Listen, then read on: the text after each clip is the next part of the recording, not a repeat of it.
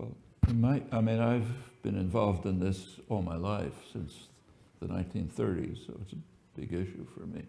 But what has happened, if you take a look at what's happening with Israel and Israel in the world, it's pretty dramatic. If you go back, say, 40 years, Israel was one of the most admired countries in the world. Today, it's one of the most disliked, feared, hated countries in the world. And what's happened? What's happened was perfectly predictable. I don't say that in retrospect. I was writing about it in the early 70s. Completely predictable. Israel, after the '67 war, which you mentioned, was in a position where it could take several choices. And the choices were stark and clear. In 1971, Egypt, the major country in the region, the only military force outside of Israel, Egypt offered Israel a full peace treaty. Full peace treaty, no problems, with one condition: withdraw from Egyptian territory. Actually, they said Palestinian territory, but they meant Arab territory, but they meant Egyptian territory, the Sinai. That was considered by the Israeli cabinet. They rejected it. They wanted to expand into the Sinai. And ever since then, Israel has been facing a choice between expansion or security, and it selected expansion. That's happening right to the moment. And we're responsible in large measure for that. It's largely because of the unique, unilateral U.S. rejectionism that this continues.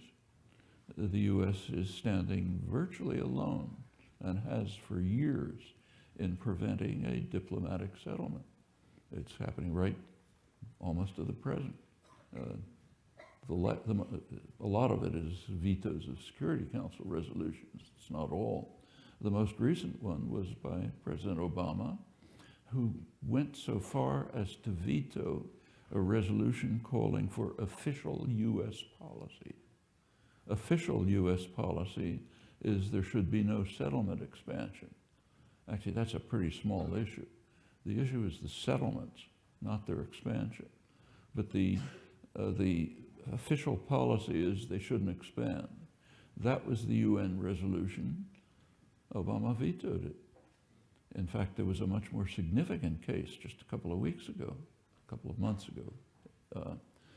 Every 5 years, there's a review a conference of the Non-Proliferation Treaty. That's the most important arms treaty in the world.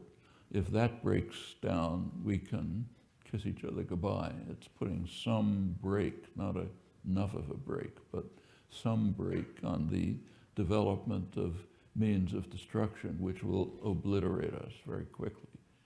The Non-Proliferation Treaty is actually conditioned on an agreement 20 years ago that there be steps towards establishing a nuclear weapons-free zone in the Middle East.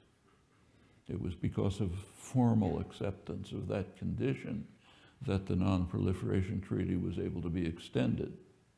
Comes up every 5 years at the review conference. The U.S. blocks it. Obama just did a couple of months ago, the last meeting. And of course, it's always the same reason: to protect Israel's nuclear weapons. So this U.S. rejectionism is not only maintaining severe instability in the region, and in my view is harming Israel severely, but it's also may break down the Non-Proliferation Treaty and open the way to a further expansion of this, curse that will destroy us. It's kind of ironic in the context of all the flurry about Iranian nuclear programs.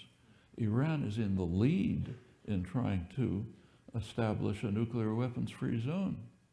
They're calling for it constantly. Their foreign minister just repeated it again. He said, okay, we made this nuclear deal, now let's go on and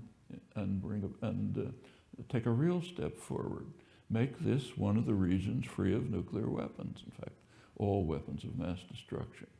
The U.S. blocked it, and the media cooperated by not even barely even reporting it, practically not at all.